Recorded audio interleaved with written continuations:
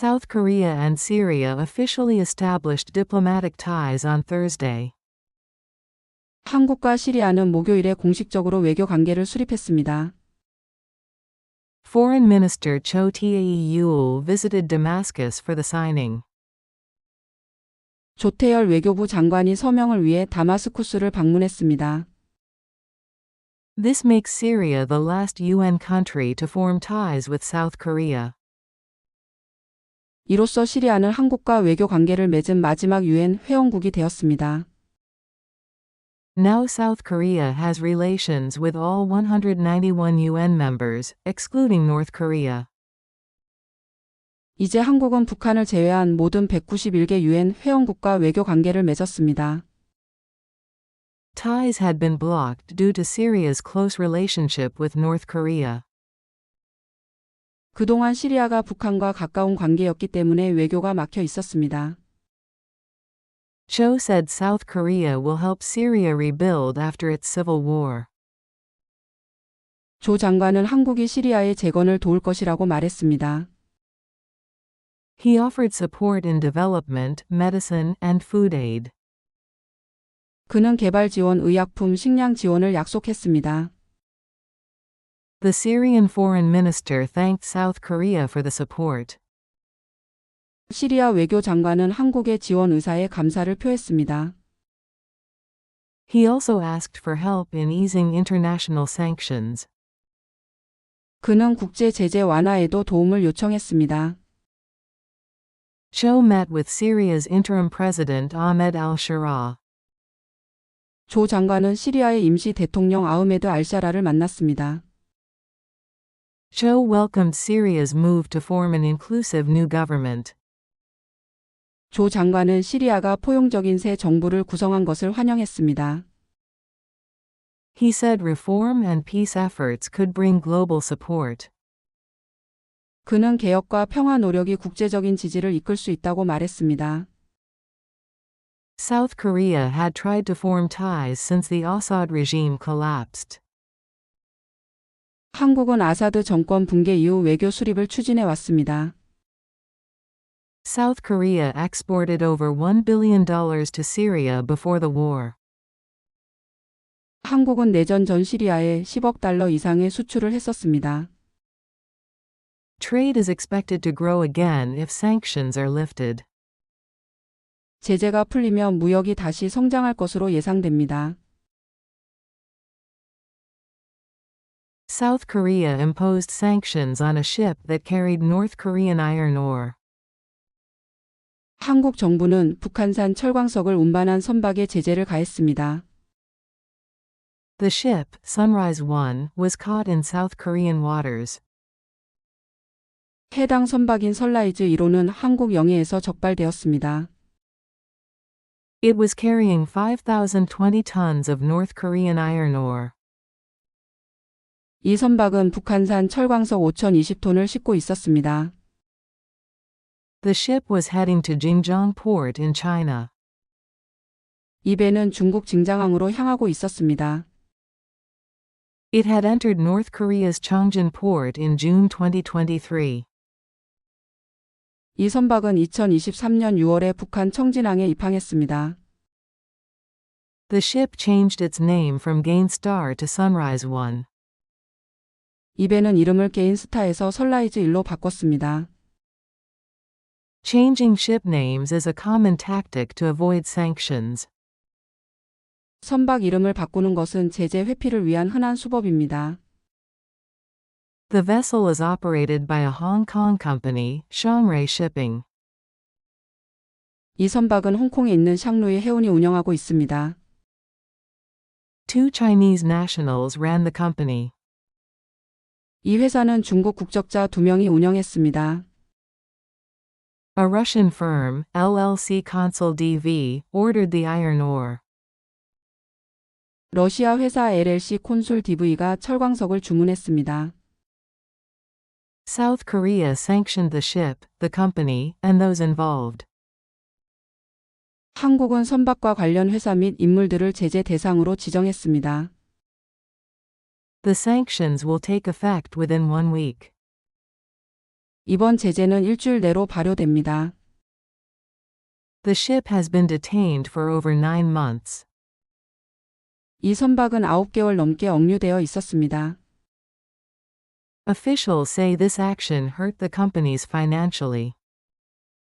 관계자들은 이번 조치로 관련 회사들이 재정적 타격을 입었다고 말했습니다.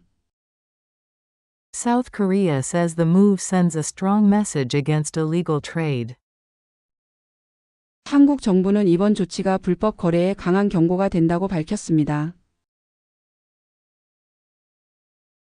South Korean stocks opened sharply lower on Friday. 한국 주식시장은 금요일에 큰 폭으로 하락하며 시작했습니다. The drop came from rising U.S.-China trade tensions. 이번 하락은 미중 무역 갈등 심화 때문입니다. The main index fell 39.21 points, or 1.6%, to 2,405.85.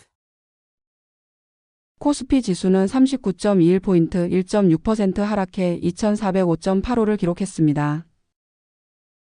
Wall Street also dropped overnight due to tariff concerns.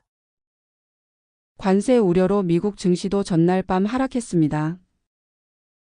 The S&P 500 fell 3.46%. S&P500 지수는 3.46% 하락했습니다. The Dow dropped 2.5%, and Nasdaq fell 4.31%. 다우 지수는 2.5%, 나스닥 지수는 4.31% 떨어졌습니다. In Seoul, Samsung Electronics lost 2.13%. 서울에서는 삼성전자가 2.13% 하락했습니다. SK Hynix dropped 2.95%. SK 하이닉스는 2.95% 하락했습니다. LG Energy Solution fell 4.29%. LG 에너지 솔루션은 4.29% 하락했습니다. Hyundai Motor lost 4.22%. 현대차는 4.2% 하락했습니다. POSCO Holdings and SK Innovation also saw losses. 포스코홀딩스와 SK이노베이션도 하락했습니다. The Korean won was trading at 1,454 per dollar, up 2.4 won. 원화는 달러당 1,454원으로 전날보다 2.4원 올랐습니다.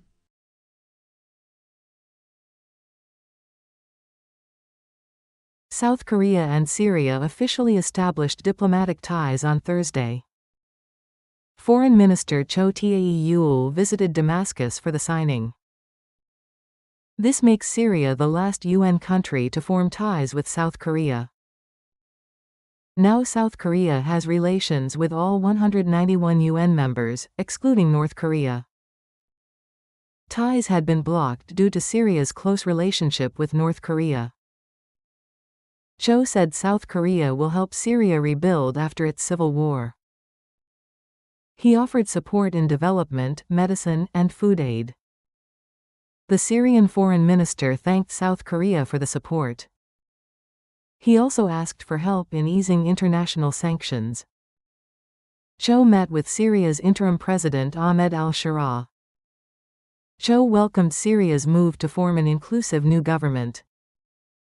He said reform and peace efforts could bring global support. South Korea had tried to form ties since the Assad regime collapsed. South Korea exported over $1 billion to Syria before the war. Trade is expected to grow again if sanctions are lifted. South Korea imposed sanctions on a ship that carried North Korean iron ore. The ship, Sunrise 1, was caught in South Korean waters. It was carrying 5,020 tons of North Korean iron ore. The ship was heading to Jingjiang Port in China. It had entered North Korea's Chongjin Port in June 2023. The ship changed its name from Gain Star to Sunrise 1. Changing ship names is a common tactic to avoid sanctions. The vessel is operated by a Hong Kong company, Shangrui Shipping. 2 Chinese nationals ran the company. A Russian firm, LLC Consul DV, ordered the iron ore. South Korea sanctioned the ship, the company, and those involved. The sanctions will take effect within 1 week. The ship has been detained for over 9 months. Officials say this action hurt the companies financially. South Korea says the move sends a strong message against illegal trade. South Korean stocks opened sharply lower on Friday. The drop came from rising U.S.-China trade tensions. The main index fell 39.21 points, or 1.6%, to 2,405.85. Wall Street also dropped overnight due to tariff concerns. The S&P 500 fell 3.46%. The Dow dropped 2.5%, and Nasdaq fell 4.31%. In Seoul, Samsung Electronics lost 2.13%. SK Hynix dropped 2.95%. LG Energy Solution fell 4.29%. Hyundai Motor lost 4.22%. POSCO Holdings and SK Innovation also saw losses. The Korean won was trading at 1,454 per dollar, up 2 won and 40 jaeon.